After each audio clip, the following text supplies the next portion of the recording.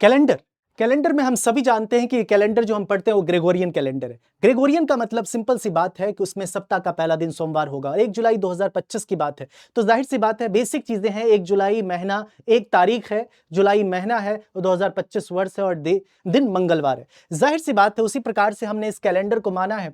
Base जाहिर सी बात है, क्या बात है? बात यह है कि सप्ताह का पहला दिन सोमवार है, इसीलिए इसे क्या बोला गया है? मंडे। उसी प्रकार से सबको याद रख लेना है, यह सप्ताह का पहला दिन है, पहली तारीख, पहला महीना और पहला वर्ष। तो 1 2 3 4 5 6 7 है। उसी प्रकार से क्या हम मंडे को 8 बोल सकते हैं। अगर 7 के बाद 8 आएगा, 9 आएगा, 10 आएगा, 11 आएगा, 12 आएगा, 13 आएगा, 14 आएगा, इसका मतलब है हम मंडे को 8 कह सकते हैं। किससे भाग करो? 7 से भाग करो। 7 से भाग करो, शेष कितना बचेगा? 2 बचेगा। जब भी मिले 7 से भाग कर दो। जाहिर है, हम आगे चलते हैं तो 1 को मंडे कहते हैं, 15 को भी मंडे कहते हैं। 7 से भाग करके देख लो, शेष 1 बचेगा। 99 को 7 से तुम भाग करोगे तो जाहिर सी बात है 1 बचेगा। 14 सत्ते 14 सप्ताह, एक शेष दिन होगा। उसी प्रकार से 205 दिन में 7 से भाग करोगे तो 29 सप्ताह और 2 शेष दिन होगा। इस बात को याद रखना। अगर कोई बोले तुमसे 39 क्या होता है, 7 से भाग कर दो, तो 4 होगा। 4 का मतलब क्या है? 4 का मतलब गुरुवार है। इस तरह से किसी भी चीज को तुम डायरेक्ट बोल सकते हो। उसके बाद एक बेसिक प्रश्न बनता है कि यदि आज शुक्रवार है तो 5 दिन बाद क्या होगा? शुक्रवार है तो 5 दिन पहले क्या होगा? हमेशा याद रखना, प्लस बाद का मतलब प्लस होता है, माइनस का मतलब पहले होता है। तो सिंपल 5 + 5 10 कर देना। 10 का मतलब 3 होता है, शेष दिन हम गिनते हैं। 7 से भाग कर दो। 3 का मतलब बुधवार होता है, 1 मतलब सोमवार, क्योंकि सप्ताह का पहला दिन सोमवार होता है अकॉर्डिंग टू ग्रेगोरियन कैलेंडर। 5 में 5 घटा दोगे 0, 0 का मतलब संडे होता है। इस तरह की चीजों को याद कर लिया करो, जबान पे रखा करो। आगे चलते हैं। जैसे हम आगे की तरफ चलते हैं, हमारे सामने प्रश्न आता है, कहता है आज सोमवार है तो 89 दिन पहले कौन सा दिन होगा? -89 करोगे तो किससे भाग करोगे? 7 से। 7 से भाग करोगे तो शेष कितना आएगा? 12 सत्ते 84, 5 आएगा। 8 में 5 घट, 1 को हम 8 कह सकते, कट सकते, क्योंकि 5 घटाना है, इसलिए हमने 1 को 8 किया। 1 में -5 करोगे तो -4 आएगा। वैसे मत करना, 1 को 8 मान सकते, क्योंकि हमें इससे बड़ी संख्या माननी है, घटाना है। 8 - 5 3, 3 का मतलब बुधवार होता है। उसी प्रकार से 60 दिन पहले पूछा, 60 दिन पहले जब भी हो 7 से भाग कर दो, क्योंकि 60 को 7 से भाग करोगे तो जाहिर सी बात है 8 सप्ताह 4 दिन होगा। और हम सभी जानते हैं 1 सप्ताह में दिन रिपीट होता है, 1 सप्ताह बाद 1 सप्ताह पहले दिन रिपीट हुआ होगा। 1 सप्ताह बोलो या 7 दिन बोलो, 2 सप्ताह बोलो या 14 दिन बोलो, 3 सप्ताह बोलो या 21 दिन बोलो, जाहिर है इस बारे में आप जानते हो। 8 सप्ताह 4 क्या शेष है, चूंकि पहले पूछा है तो माइनस करेंगे। 5 में 4 घटा लो, 1 आ गया। 1 का मतलब मंडे होता है। ये बुनियादी बातें आपको अच्छी तरह से पता है। उसी प्रकार से आज मंगलवार है, तो आज से 64वां दिन बाद क्या होगा? याद रखना, 64वां दिन पूछेगा तो क्या होगा? 63 दिन बाद।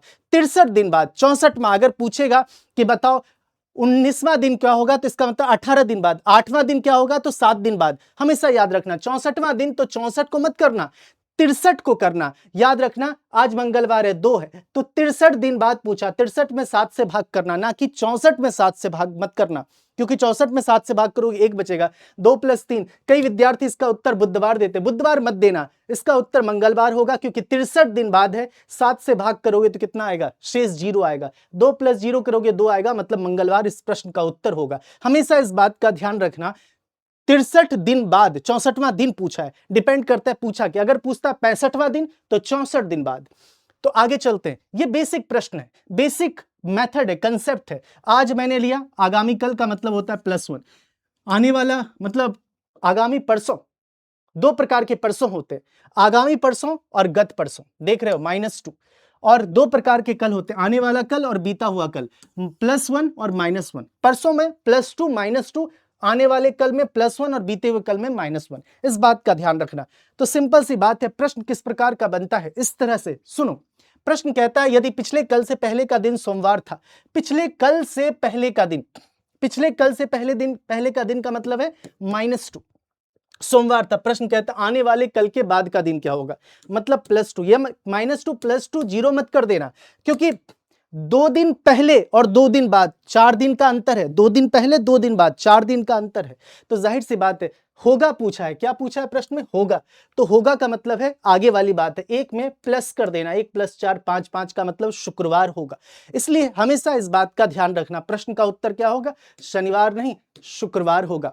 आगे 30 दिनों वाले, क्योंकि नब्ज पकड़ना जरूरी होता है कैलेंडर में। क्या पकड़ना जरूरी था? नब्ज। 30 दिनों वाले महीने का 10वां दिन मंगलवार है, तो सप्ताह का कौन सा दिन उस महीने का अंतिम दिन होगा? देखो 30 दिनों वाला महीना है, बोल रहा है कि 10वां दिन मंगलवार है, मतलब 10 तारीख को मंगलवार है, 2 मतलब मंगलवार, 1 का मतलब सोमवार। 30 तारीख क्या होगा? 10 में 20 जोड़ोगे 30 आएगा, 20 का मतलब क्या होता है? 7 से भाग करो 6, 2 में 6 जोड़ दोगे 8 होगा, 8 का मतलब मंडे होगा। तो दिए गए प्रश्न का उत्तर क्या हो जाएगा? मंडे हो जाएगा। उसी प्रकार से आने वाले कल के 4 दिन बाद रविवार है, तो बीते हुए कल से 4 दिन पहले, ध्यान रखो यहां पूछा है था, अभी कुछ देर पहले क्या पूछा था? होगा। होगा में आप क्या करते थे? जोड़ते थे। यहां पूछा है था का मतलब होता है घटाना होगा अल्टीमेटली। क्या पूछा है? आने वाले कल के 4 दिन पहले, 4 दिन पहले, आने वाले कल के 4 दिन पहले, यही पूछा है। 4 दिन पहले रविवार, अच्छा ये प्रश्न है, आने वाले कल के 4 दिन पहले रविवार हो, तो बीते हुए कल -1 उसके 4 दिन पहले क्या था पूछा है।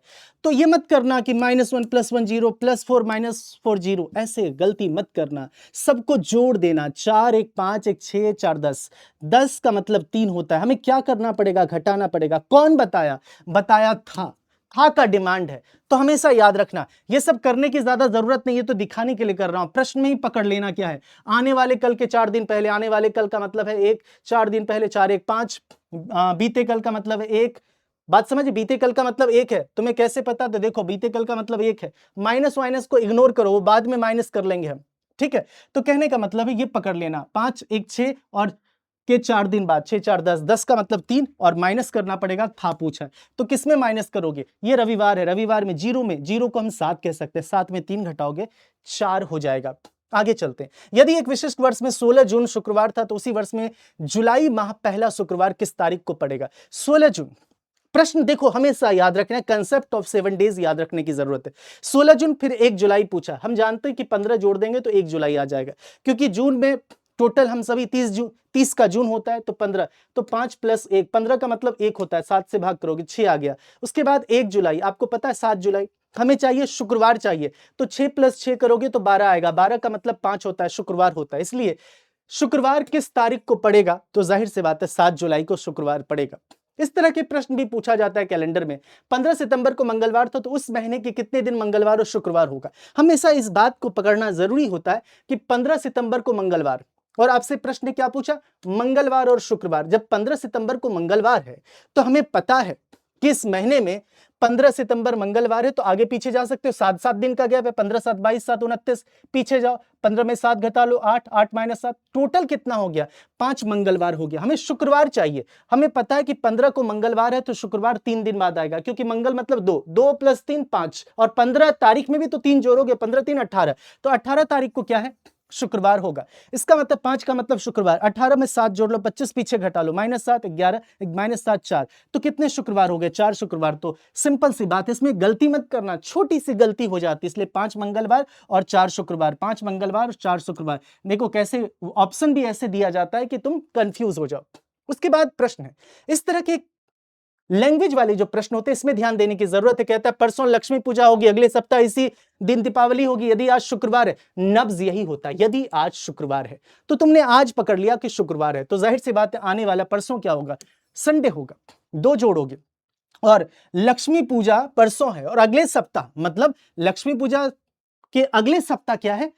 साफ बोला, दिवाली है। तो इसका मतलब है लक्ष्मी पूजा संडे को है, तो दिवाली भी संडे को होगा, क्योंकि बोला है 7 दिन बाद। प्रश्न ने पूछा दिवाली के 4 दिन बाद संडे है, तो संडे में 4 जोड़ दोगे तो क्या होगा? गुरुवार होगा, क्योंकि संडे का मतलब 0 होता है। 7 बोलो, 14 बोलो, 0 बोलो, 0 में 4 जोड़ दो, गुरुवार होगा। तो दिए गए प्रश्न का उत्तर क्या दे दोगे? गुरुवार या बृहस्पतिवार। ये लीप वर्ड्स है।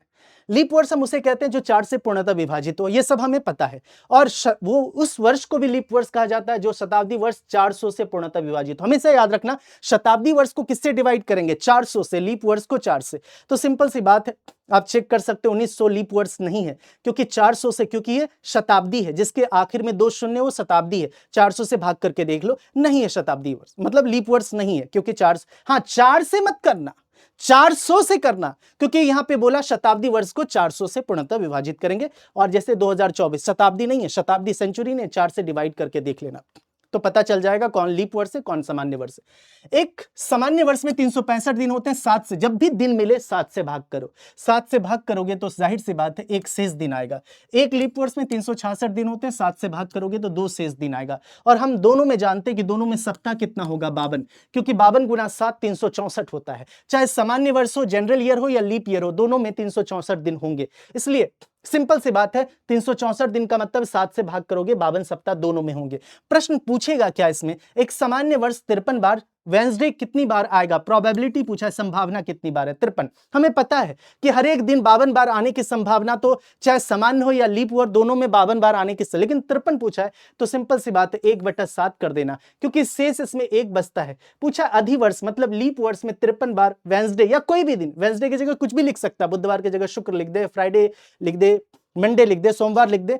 प्रोबेबिलिटी पूछिए तो 2/7, क्योंकि इसमें शेष दिन 2 होता है। तो ये याद रखना है, डायरेक्ट क्वेश्चन पूछा जा सकता है तो डायरेक्ट हिट कर देना। आगे चलते हैं, जैसे हम आगे की तरफ चलते हैं तो ये बहुत जरूरी है।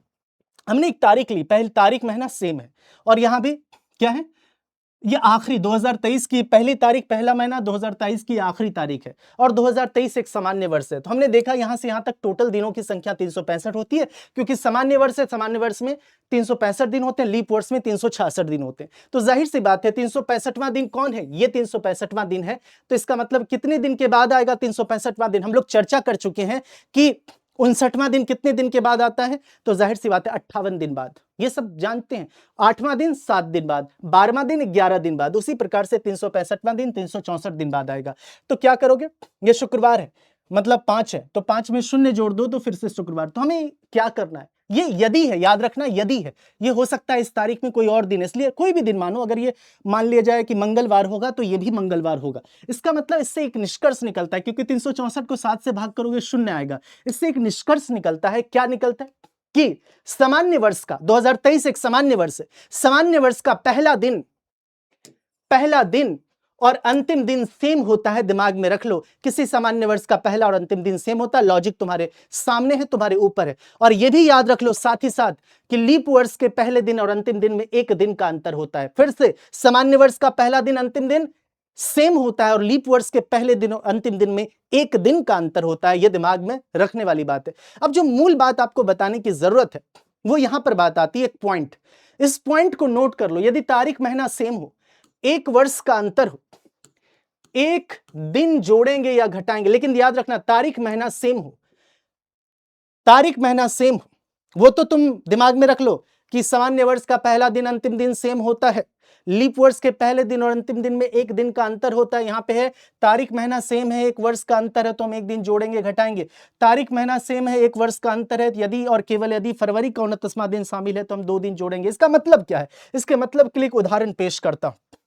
जैसे यहां पे गौर से देखो और बताने का प्रयास करो।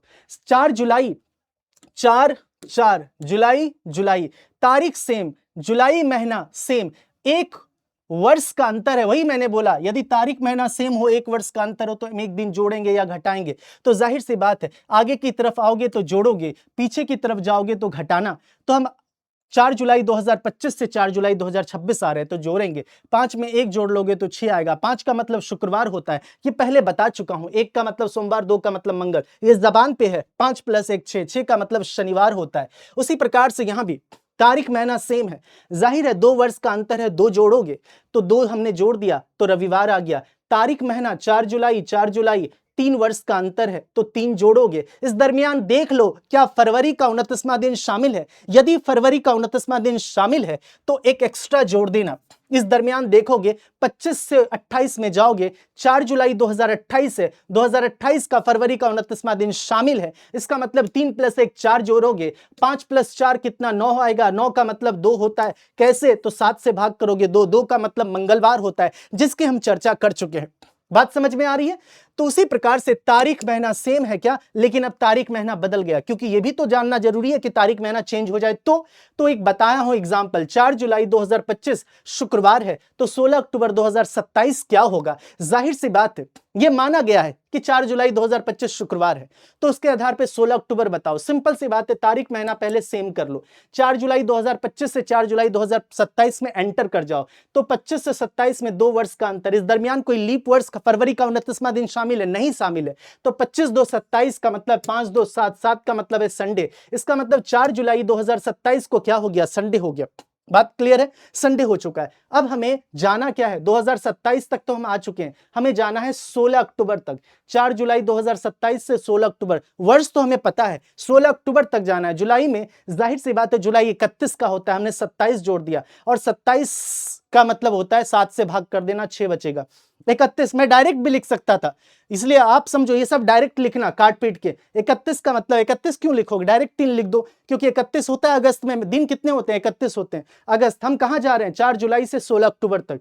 अगस्त में 31, सितंबर 30 आएगा, 7 से भाग कर देना 2। अक्टूबर में कहां तक जाना है? 16 अक्टूबर तक जाना है, तो 16 में 7 से भाग करोगे 2, 6 3 9, 9 2 11 2 13, 13 का मतलब क्या हो गया? 6। तो 6 किस में जोड़ोगे? इसमें, क्योंकि हम यहां से यहां तक आ रहे हैं, तो 0 में 6 जोड़ दोगे तो क्या आएगा? 0। ये 0 है, 0 में अगर 6 ऐड कर दोगे, प्लस क्यों कर रहे हो? क्योंकि हम आगे की तरफ जा रहे हैं, 4 जुलाई 2027 से 16 अक्टूबर जा रहे हैं, तो इसलिए हम प्लस कर रहे हैं। तो 0 + 6, 6 का मतलब शनिवार होता है, इसलिए तारीख महीना में डिफरेंट भी होगा तो बना सकते हो। 5 फरवरी 2018 को सोमवार है, तो 5 फरवरी 2009 को क्या होगा? पीछे जाना है तो घटाना पड़ेगा, एक सिंपल सा नियम है। 5, यहां भी 5 फरवरी, यहां भी फरवरी, तारीख महीना सेम है। कितने वर्ष का अंतर है? 9 वर्ष का अंतर है, तो 9 घटा दो। और इसमें ध्यान रखना, कितने इस दरमियान फरवरी का 29वां दिन शामिल है। लीप वर्ष जरूर, लेकिन फरवरी का 29वां दिन मैटर करता है, क्योंकि फरवरी का 29वां दिन कब आएगा? लीप वर्ष नहीं आएगा। जाहिर सी बात है, नॉर्मली फरवरी 28 का होता है, जैसे हम लोग 2026 में, तो 2026 4 से पूर्णतः विभाजित नहीं है, not perfect divisible by 4। That's why 2026 is an ordinary year, एक सामान्य वर्ष है, जनरल ईयर है, नॉन लीप ईयर है, यू कैन से। इसका मतलब है इसमें कितने फरवरी का 29वां दिन इस दरमियान 16 और 12 है, तो इसका मतलब -9 -2, 2 अतिरिक्त दिन आएगा, क्योंकि इस दरमियान 2 लीप वर्ष है, फरवरी का 29वां दिन है। 9 - 2 11, मतलब माइनस माइनस प्लस, -11 का मतलब -4, 8 - 4 4, 4 का मतलब गुरुवार होता है। तो इस तरह से बना सकते हो। उसके बाद 19 मार्च 1980 को बुधवार था, तो 17 जनवरी 1986 को क्या होगा? अब देखो तारीख महीना डिफर कर गया, तो दिक्कत वाली बात नहीं है। तो 19 मार्च 1980 से 19 मार्च 1986 तक आ जाना, हमेशा याद रखना। उसके बाद यहां से जब 86 में पहुंच जाओगे, 19 मार्च 86 से तुम्हें 17 जनवरी तक ही तो जाना है, इसलिए हमेशा तारीख महीना सेम करना सीखो। क्योंकि हम 80 से 86 डायरेक्ट नहीं आ सकते, लेकिन 80 से 86 सेम तारीख महीना करके तो आ सकते हैं। कितने वर्ष का अंतर है? 6 वर्ष का अंतर। आगे जा रहे हैं, पीछे, आगे तो प्लस करना, पीछे में इसमें क्या जा रहे थे? 18 से 9 में आ रहे थे, पीछे घट रहे थे, 18 से 9 में इसलिए घटा रहे थे। इसका मतलब है आगे जाना है तो कितने? 6 साल का फर्क है। एक लीप वर्ष है 1984, 6 1 7, इसका मतलब बुधवार में 0, 7 का मतलब 0 होता है, बुधवार फिर से आएगा 19 मार्च 1986। हमें जाना कहां थे? 17 जनवरी 1986, तो ये बुधवार आ चुका है, तो हमें घट के आना है 17 जनवरी में। 19 मार्च 1986 से 17 जनवरी, तो 19 घटा दो। उसके बाद फरवरी 28 का है, और जनवरी में 14 करोगे, क्योंकि 17 जनवरी जाना है, तो 14 पीछे जा रहे हो, पीछे याद रखना। तो 19 का मतलब 5, 28 मतलब 0, 7 से भाग करो, इसे भी 7 से, शेष 5 बचेगा, 7 से 0 बचेगा शेष, 7 से भाग करोगे, रिमाइंडर है, रिमाइंडर 0 0 होगा, 5 हुआ। तो जाहिर सी बात है 3 को आप 10 बोल सकते हो, क्योंकि 5 घटाना है। 10 में 5 घटा लोगे तो 5 आएगा। 5 का मतलब शुक्रवार होता है, फ्राइडे होता है, हम सभी जानते। यह है रेपिटेशन ऑफ कैलेंडर, मतलब कैलेंडर की पुनरावृत्ति कैसे होगी। जाहिर सी बात है, याद रखना, बेस लीप वर्ष मानना। लीप वर्ष के तुरंत बाद कोई भी वर्ष आएगा, तुरंत बाद, तो वो कितने साल बाद? 6 साल बाद। लीप वर्ष के तुरंत पहले 2023 2024 के ठीक पहले, तो 6 साल पहले याद रखना। उसके बाद तुम्हें नॉर्मली याद है, क्या याद है? कि लीप वर्ष के 2 बाद या 3 बाद, जैसे 2026 है, 24 2 26, 24 3 27, लीप वर्ष के 2 बाद, प्लस का मतलब बाद होता है और माइनस का मतलब पहले होता है। तो 2 बाद या 3 बाद, तो याद रखना 11 साल बाद।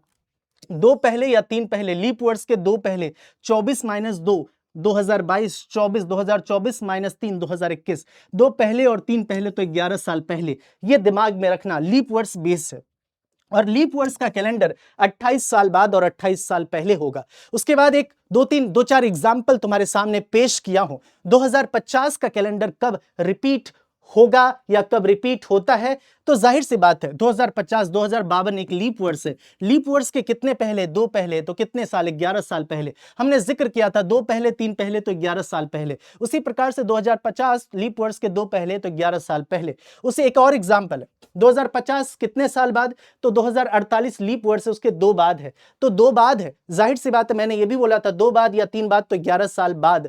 तो 2050 का कैलेंडर 2061 में और यही 2050 का कैलेंडर 2039 में। 2039 2050 2061 सब कैलेंडर सेम होगा। 61 का फिर से तुम्हें निकालना, 61 का फिर से बेस ले लेना। इसमें बेस क्या लोगे? 60 लोगे। 2060 के तुरंत बाद है, तुरंत बाद है, 2060 के तुरंत बाद है, तो कितने साल बाद? 6 साल बाद हो जाएगा, 2067 कर देना। याद रखना, क्योंकि लीप वर्ष 2060 के तुरंत बाद है, तुरंत बाद होगा तो 6 साल बाद। ये एग्जांपल दे चुका हूं, लीप वर्ष के तुरंत बाद 2025 लीप वर्ष के तुरंत बाद तो 6 साल बाद। क्लियर है? उसके बाद एक रेपिटेशन तुम्हारे सामने एग्जांपल दिया हूं। कैलेंडर ये श्रृंखला चलती जाएगी, रिपीट होता जाएगा। जैसे 2025 है, 2025 का कैलेंडर कब होगा? लीप वर्ष के ठीक बाद है, 2024 के ठीक बाद है तो 6 साल बाद।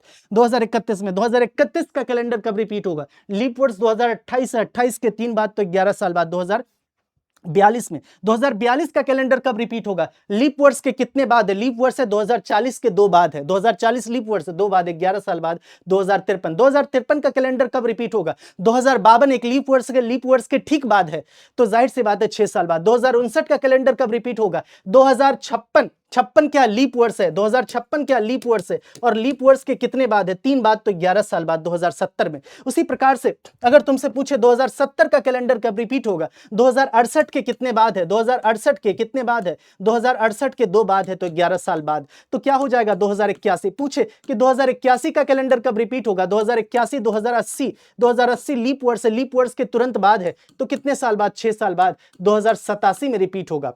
ध्यान रखना, पीछे भी जा सकते हो। 2014 2016 लीप वर्ष के 2 पहले है तो 11 साल पहले।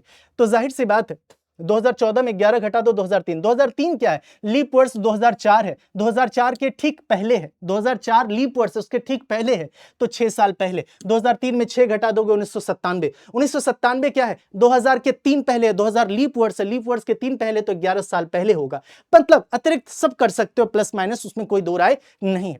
उसके बाद 2018 का कैलेंडर समान क्या होगा? जाहिर से कमान कब होगा? विकल्प में से बताना है। 2018 16 के कितने बाद है? 2 बाद है तो 18 में 11 जोड़ दो, 29 हो जाएगा विकल्प के अनुसार। विकल्प में 29 मौजूद नहीं है तो जाहिर सी बात है यह भी पंगा होता है कि मौजूद नहीं है, हमें विकल्प के अनुसार देना है। तो आगे पीछे इसलिए मैंने बताया कि दिक्कत आपको ना हो, इसलिए 18 का कैलेंडर 2020 के कितने 2 पहले है तो कितने साल? 11 साल पहले, 2007 है, इसलिए आगे पीछे दोनों जाना चाहिए। तुम 4 से भाज करके नियम करोगे तो उसमें फिर दिक्कत हो जाती है, इसलिए बेस लीप वर्ष मानो तो चीजें क्लियर रहेगी। 1846 का कैलेंडर किस वर्ष समान होगा? 1846 क्या है? लीप वर्ष के कितने पहले? लीप वर्ष की बात करें तो 46 लीप वर्ष के 2 पहले और लीप वर्ष के 2 बाद है, तो 46 का कैलेंडर कब रिपीट होगा? 35 कर दो। हालांकि 46 का कैलेंडर देखा जाए तो 11 साल बाद 2057 में भी रिपीट होगा, परंतु 57 विकल्प में नहीं है, तो 46 में 11 घटा के 1835 तो है विकल्प में, तो आप ध्यान दे सकते हैं। 2015 का कैलेंडर कब रिपीट होगा? 2016 के ठीक पहले तो 6 साल पहले। हालांकि 2015 का कैलेंडर 11 साल बाद भी रिपीट होगा, मतलब 2026 में रिपीट होगा, परंतु विकल्प में 2026 नहीं है तो 2009 तो है, तो इसलिए लीप वर्ष 2016 के ठीक पहले तो 6 साल पहले। उसी प्रकार से एक सवाल ये बनता है, ये रिपीटेशन ऑफ कैलेंडर नहीं है, इस प्रकार के सवाल को भी ध्यान देने की आवश्यकता है। ये क्या है? 5 फरवरी 2024, ये क्या है? शुक्रवार है। किसी ने कोई पैदा हुआ, मान लिया जाए कोई पैदा हुआ, कोई भी व्यक्ति पैदा हुआ 5 फरवरी 2024 को पैदा हुआ। अब सवाल ये उठता है कि ये जो व्यक्ति है चाहता है, या इसका जो फादर है या ग्रैंडफादर या कोई भी है, दादा नाना मामा कोई भी चाहता है कि इसका जो जन्मदिन बने फिर से शुक्रवार हो, लेकिन पैदा हुआ है ये 5 फरवरी 2024 को, फिर से शुक्रवार ही हो। ध्यान रखें, तो अगला जन्मदिन कब मनाए जो शुक्रवार ही हो, ये सवाल है।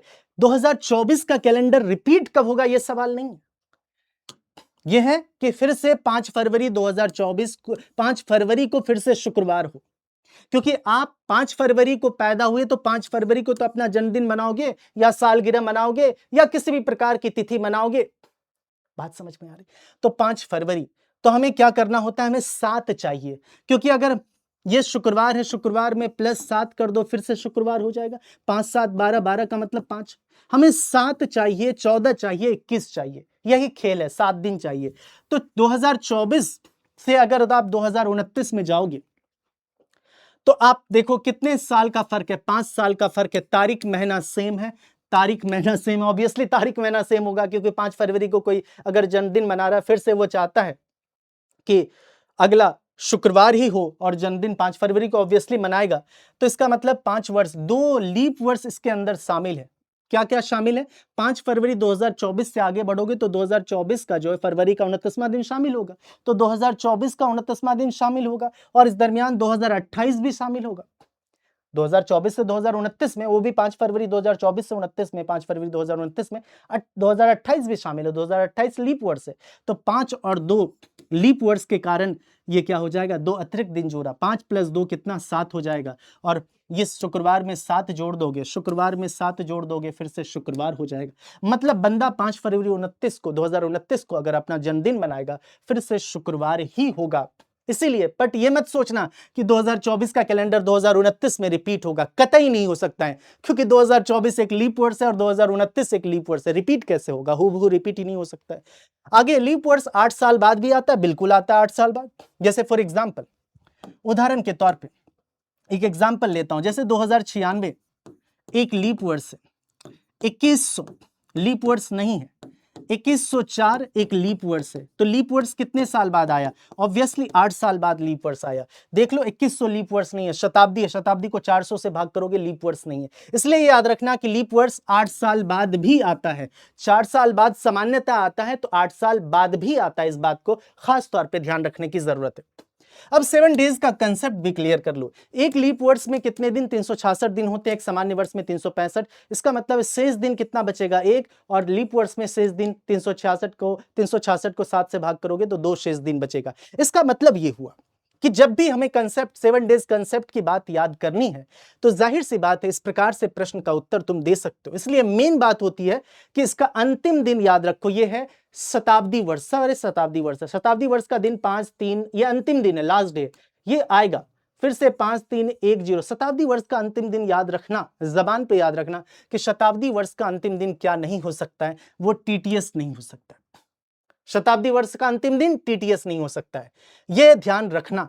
शताब्दी वर्ष का अंतिम दिन 5-3-1-0 होगा, मतलब फ्राइडे, वेंसडे, बुधवार, सोमवार, रविवार होगा। टीटीएस नहीं होगा, ट्यूसडे, थर्सडे, सैटरडे, मंगल, गुरु और शनि। एक बार और समझने वाली बात है, आप बता दो, ये मान लिया जाए शताब्दी वर्ष का अंतिम दिन है 31 दिसंबर 100। इसका मतलब है ये जो 101 है, ये क्या हो गया? 31 दिसंबर 100 के बाद जो अगला आएगा वो क्या आएगा? 1 जनवरी 101 आएगा। इसका मतलब ये भी याद रखना कि अगला जो आएगा वो क्या होगा? 6 होगा। अगला जो आएगा वो 4 होगा। अगला जो आएगा मतलब 1 जनवरी 301 होगा, 1 जनवरी 201 होगा, 1 जनवरी 401 होगा। सब में क्या होगा? जाहिर सी बात है तुम एक दिन जोड़ोगे, इसका मतलब 2 होगा और ये 1 होगा। इसका मतलब शताब्दी वर्ष का जो पहला दिन है वो शताब्दी वर्ष।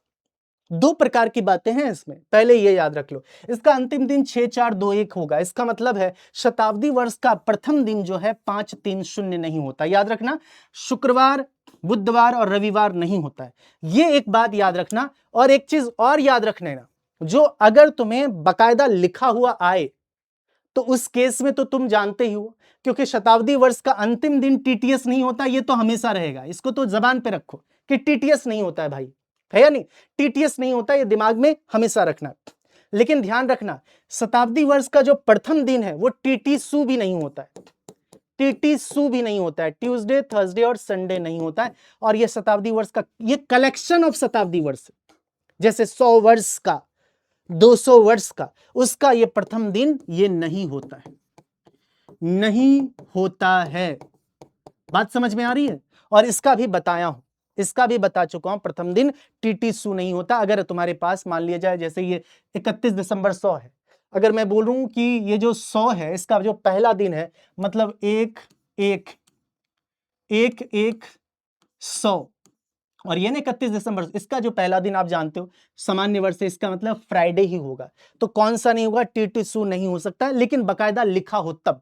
हालांकि इसके जब तुम चैप्टर पढ़ोगे उसमें मैं क्लियर कर दिया हूं, ठीक है। फिर भी अभी आप समझ सकते हो, जो व्यक्ति पढ़ा है वो अच्छी तरह से जानता है, समझता होगा, क्योंकि ये क्लास उसी के लिए रिवीजन ये समर्पित है जो पहले से पढ़ा है। शताब्दी लीप वर्ष का अंतिम दिन रविवार होता है, याद रखना। शताब्दी लीप वर्ष का अंतिम दिन 2000, 2400, 2800, 3200, 1600, 1200, इसका अंतिम दिन मतलब 31 दिसंबर 1200, 31 दिसंबर 1600, 31 दिसंबर 2400, 31 दिसंबर 2000, इसका अंतिम दिन रविवार होता है, ये बात याद रखना। अब डायरेक्ट प्रश्न पूछा जाता है 31 दिसंबर 2025 को कौन सा दिन होगा।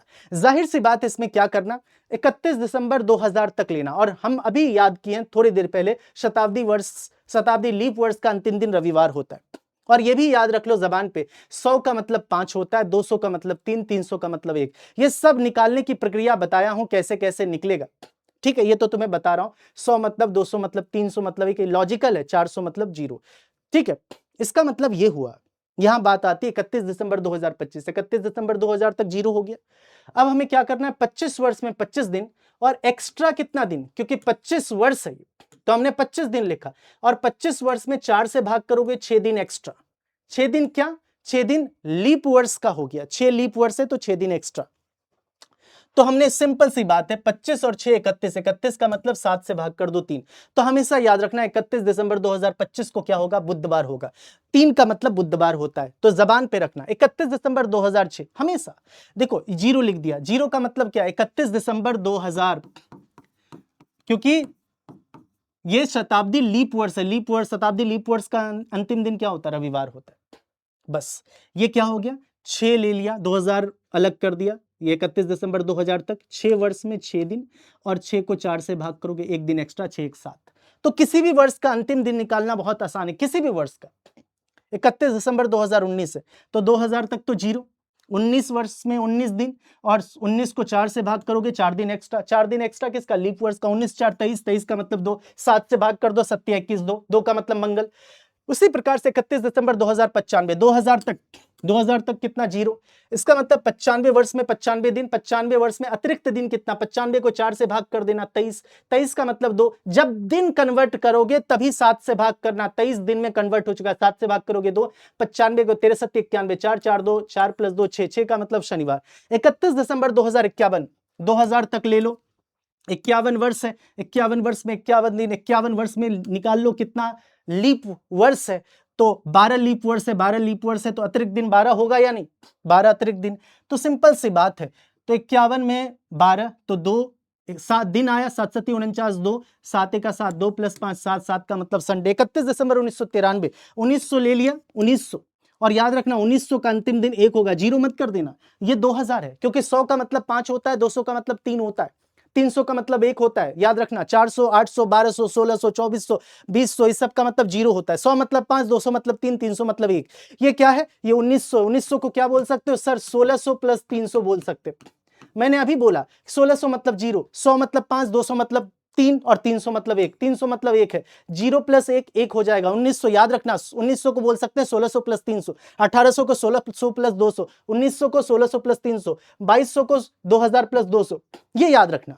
1900 मतलब 1 हो गया। 93 वर्ष में कितना, 93 दिन, और 93 वर्ष में 4 से भाग कर दो, अतिरिक्त वर्ष कितना, अतिरिक्त दिन 23, 23 तो 2, 7 से भाग करो 7 21 2, 13 91 2 + 2, 2 + 2, और ये भी जोड़ लेना, 2 + 2 4, 4 1 5, 5 का मतलब शुक्रवार होगा।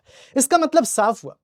31 दिसंबर 1869 की बात करें, 31 दिसंबर 1869 की बात करें तो जाहिर सी बात है 1800 + 69 है, सिंपल सी बात है, 1800 तक ले लो, 69 वर्ष में 69 दिन, ठीक है। और 69 को क्या करना, ये 17 कैसे आया, 69 को 4 से भाग कर दो, 17 आया। अब भाग कर दो कितना, 7 से, 7 63 6, 7 दूना 14, 6 + 3 9, और 9 इधर 3 12, क्योंकि ये 1800 है। तुम बोलोगे 3 क्यों लिखा है यहाँ पे, तो 1600 + 200, 1600 का मतलब 0 होता है, यहाँ बकायदा लिखा हुआ है। 1600 का मतलब 200 का मतलब 100 का मतलब 5, 200 मतलब 3, 300 मतलब 1, ठीक है। तो 3 3 6 9 9 3 12 12 मतलब 5।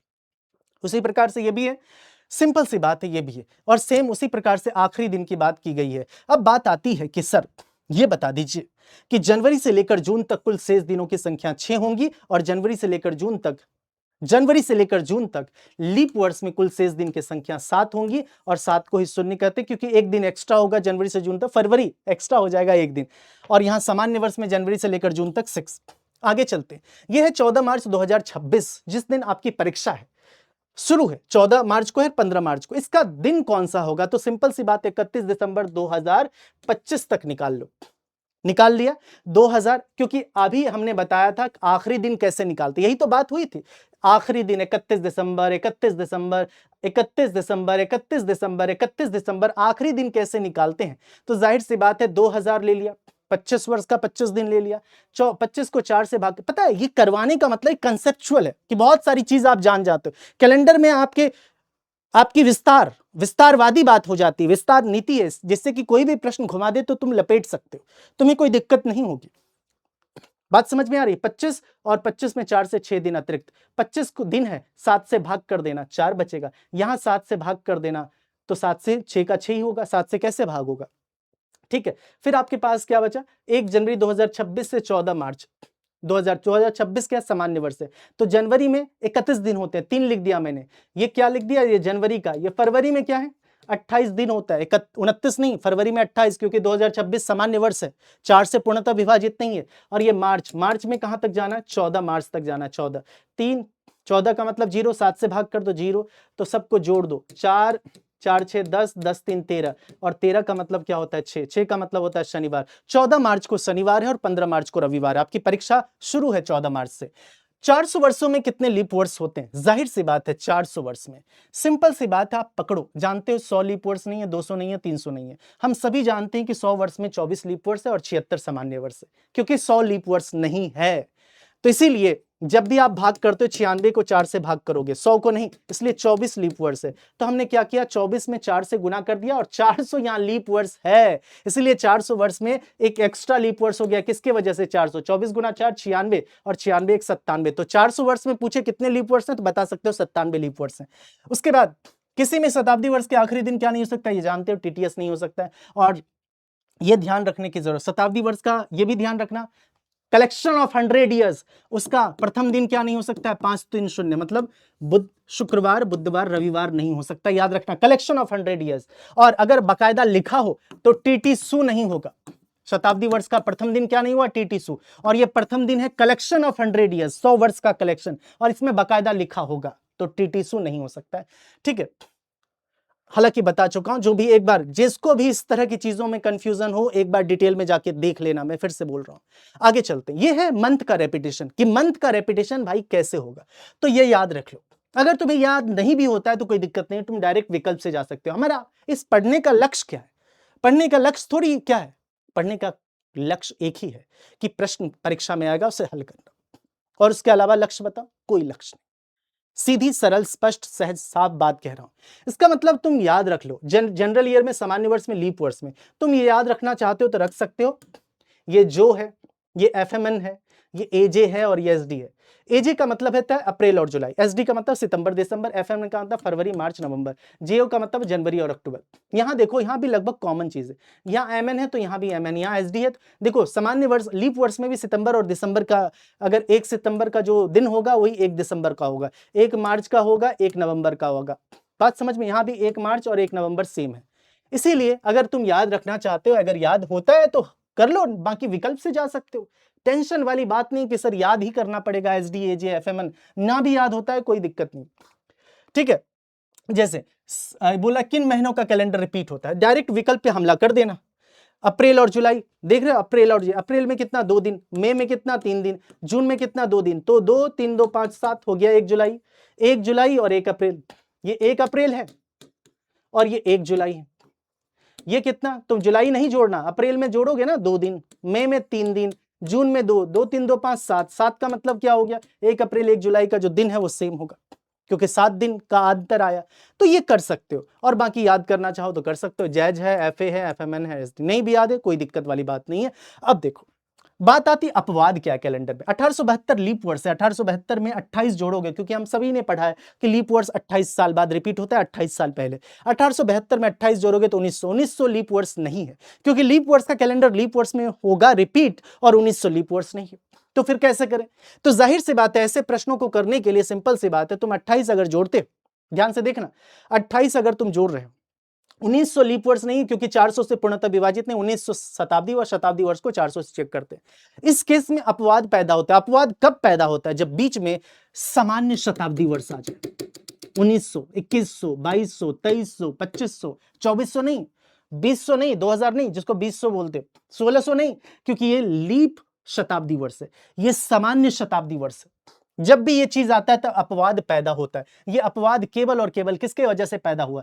याद रखना, जो पैदा होता है अपवाद 1900, 1700, 1800, 2100, 2200, 2300, इन सब की वजह से अपवाद पैदा होता है। इसलिए मैंने एक मानक यहां पे रख दिया 1872। यहां पे 2072 भी रखोगे कोई दिक्कत नहीं, लेकिन 1972 रखोगे तो अपवाद पैदा नहीं होगा, क्योंकि 1972 में 28 जोड़ोगे तो क्या आ जाएगा? 2000 आ जाएगा। अपवाद पैदा नहीं होगा, क्योंकि 2000 क्या है? लीप वर्ष है। बस याद रखना कि बीच में 1900, 1800, 1700, 1500, 1100, 2100, 2200, 2300, 2500, 2600, 2700, 2900, 3100, 3100, 3300, 3400, इस तरह के आ जाए तो 1872 से 88 में, 72 के बाद 76, 80, 84, 88, जितने लीप वर्ष है उसका कैलेंडर 40 साल बाद रिपीट होगा, बात खत्म है। उसके बाद 72 से 88 दिमाग में रख सकते हो, इसको याद रख सकते हो। 90, 91, 92, 96, 97, 98, कितने साल बाद? 12 साल बाद।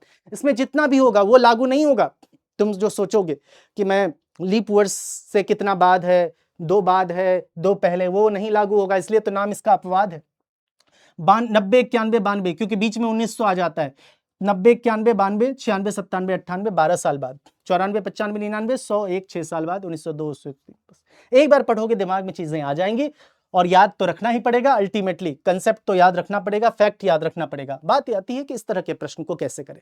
दूसरा और चौथा शनिवार, हर रविवार को छुट्टी होती है, शुक्रवार से शुरू। इस तरह के प्रश्न को बस बेस ले लो, सिंपल सी बात है। बोला दूसरा और चौथा शनिवार छुट्टी होती है और हर रविवार को छुट्टी होती है, रविवार गिन लो और 2 शनिवार हटा देना, सिंपल सी बात है। और इसमें एक क्लू तुम्हें दिया हुआ है, शुक्रवार से शुरू होने वाले 31 दिन शुक्रवार से शुरू हो रहा है। 1 तारीख को शुक्रवार है तो 2 को शनिवार होगा, 2, 9, 16, 23, 7 दिन बाद शनिवार होगा। शनिवार में टोटल 5 शनिवार है, तो जाहिर सी बात है 2 शनिवार को ही छुट्टी है, 2 ही है, 2 ही छुट्टी है, 2 शनिवार को छुट्टी है। और इधर 5, 5, 2, 7, छुट्टी 7 दिन का, 31 का महीना, 31 में 7 घटा दो, 24 दिन क्या है हमारा? वर्किंग डेज है। बात समझ में आ रही है? तो ये आपका कैलेंडर का प्रॉपर रिवीजन हो गया। जाहिर है एक प्रश्न और है, तो इस प्रश्न में तुम घटा सकते हो, आराम से निकाल सकते हो, घटा लो। उम्र है, ये बोला एक शैलेंद्र का जन्म 8 जुलाई 1970 को, वह बताएं कि 25 जनवरी 2020 को, तो घटा लो। इधर डेट उल्टा लिखना, लेकिन 2020 महीना और दिन उल्टा लिखना, घटाने में आसानी हो। 25 - 8, 17, और ये नहीं घटेगा एक में, ये मार्च, ये महीना है, ये मंथ है, ये डेज है, ईयर है, नहीं घटेगा तो उधार ले लो। 2020 से 1 साल उधार लोगे तो 1 साल उधार लोगे तो 12 महीने होते हैं, 12 महीने में महीने जोड़ोगे ना, 12, 1, 13, 13 में 7 गया, 6 महीने। ये 2020, 2019 रह गया, 19 में 70 घटा दोगे, 2019 में 1970 घटाओगे, 49 हो जाएगा। 49 वर्ष 6 महीने 17 दिन दिए गए प्रश्न का उत्तर हो जाएगा। बात समझ में आ रही? इसी प्रकार से मैं तुम्हें आखिर में बता रहा हूं कि सभी कोई भी विद्यार्थी अगर किसी भी प्रकार से एग्जाम में, क्योंकि इसमें 375 प्लस एग्जाम है, इसमें बस ये याद रखना, इस कोड का इस्तेमाल कर देना, डीकेसी। ये मेरा नाम है दीपक कुमार चौधरी, इसका शॉर्ट फॉर्म है डीकेसी। ये कोड का इस्तेमाल करना और तुम ट्रायल ले सकते हो, और लिंक में दिया रहेगा, डिस्क्रिप्शन में लिंक है, उसमें दिया रहेगा। तो 1 रुपए वाले ट्रायल कोड में जुड़कर और देख लो। 375 test series, mock test, live और रिकॉर्डेड क्लास है, सारे एग्जाम है, टीचिंग वगैरह सारे एग्जाम है, ठीक है। और साथ ही साथ उन विद्यार्थियों के लिए समर्पित है कि सिलेक्शन लो, रिफंड वापस पाओ। बस ये याद रखना, मेरी जिम्मेदारी बनती है, अगर कोई भी कोर्स लिया हुआ है, इस कोड के तहत लिया हुआ है, तो मेरी जिम्मेदारी बनती है कि सुपर पास लाइव टेक्स्ट बुक में कोई भी कोर्स आपने लिया हुआ है, इस कोड के साथ मेरी जिम्मेदारी बनती है आपको रिफंड दिलवाना। बस याद रखना कि जो भी कोर्स लिया हुआ है वो एक्टिवेट आपका रहना चाहिए सिलेक्शन तक, तो सिलेक्शन लो और रिफंड पाओ। और बहुत बहुत शुक्रिया, थैंक यू सो मच, धन्यवाद। अपना ख्याल रखें और तैयार हो जाएं एक परीक्षा के लिए। Thank you.